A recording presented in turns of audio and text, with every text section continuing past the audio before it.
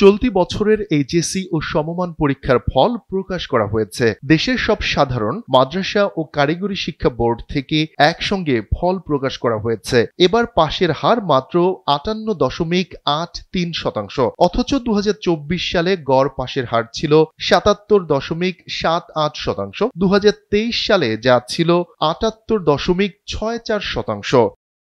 International Standard University, New Dimensions in Education।